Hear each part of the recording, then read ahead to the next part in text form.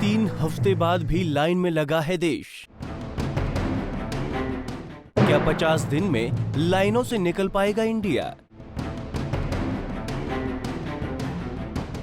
बैंकों और एटीएम में नहीं है कैश। बिना कैश कैसे चलेगा देश?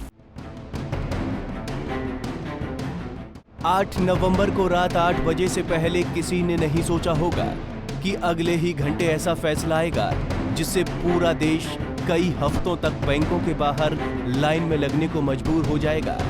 ब्लैक मनी पर सेंध लगाने के लिए गए फैसले के बाद 3.5 हफ्ते बाद भी हालात नहीं सुधरे। 500 रुपए दे रहे हैं और हमारे घर में शादी है, तो हम क्या लेंगे? कुछ ले पाएंगे? 500 में जल्दी के पैसे भी नहीं निकल रहे। मैं बैंक गया था पैसा निकालने के लिए, नंबर में खड़ा था तो मेरी जो है पासबुक भी नहीं अंदर जमा की गई और ना मेरे को टोकन दिया गया ना अंदर जाने दिया साहब। तो मेरे को जब किनारे लाइन से कर दिया तो मैं वहीं घूमता रहा। बाद में मेरा पिताजी आया बच्ची की बात दवा कराने के लिए कि जो है पैसा मिला कि नहीं मिला, तो उधर ही से गाजीपुर चला जाऊंगा दवा कराने के लिए साहब, तो लेकिन पैसा ही नहीं मिला। सवाल उठ रहे हैं कि आखिर देश कब तक लगा रहेगा लाइन में?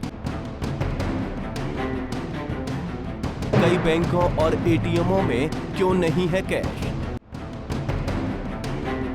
बैंकों के बाहर लगी लंबी लंबी लाइनें पुख्ता सबूत हैं उस फैसले के फेलियर की जो इस देश में जाली नोटों के काले कारोबार को बंद कराने की जद्दोजहद में लिया गया है।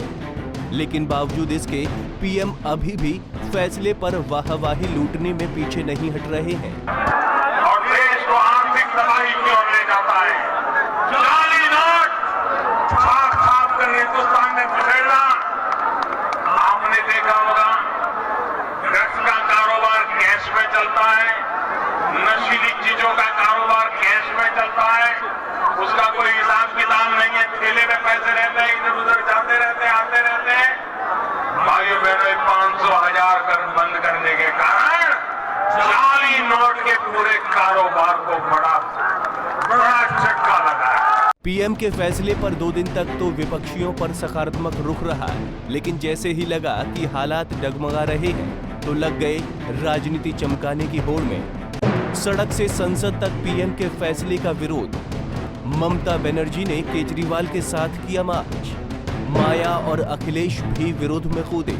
किसी ने पीएम के फैसले को तुगलकी फरमान साबित कर दिया तो किसी ने इसे यूपी विधानसभा चुनाव को लेकर फेंका गया तुरुप का इक्का घोषित कर दिया। तो 500 व 1000 रुपए के नोटों पर पाबंदी लगाकर देश के गरीबों, मजदूरों, किसानों, कर्मचारियों, महिलाओं, बच्चों, छात्रों, युवकों, बुजुर्गों, मरीजों, लाचार लोगों को भारी मुसीबत में डालकर उन्हें घंटों घंटों खुले आसमान में खड़ा करवा करके सामूहिक तौर पर जन पीड़ा देने का ये गलत काम अवश्य ही इन्होंने किया है।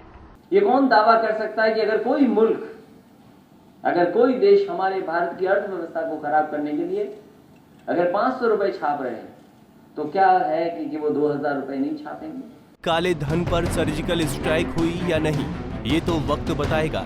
लेकिन पीएम के फैसले के बाद कमजोर प्रबंधन तंत्र ने सरकार की भत मिटवा दी। देश के तमाम शहरों में बंद पड़े एटीएमों और बैंकों में कैश की किल्लत ने लोगों को सड़क पर लाकर खड़ा कर दिया।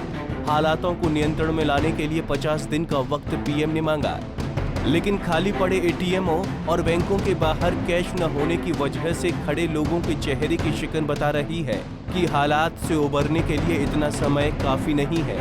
Bureau report, Punjab Kesari TV.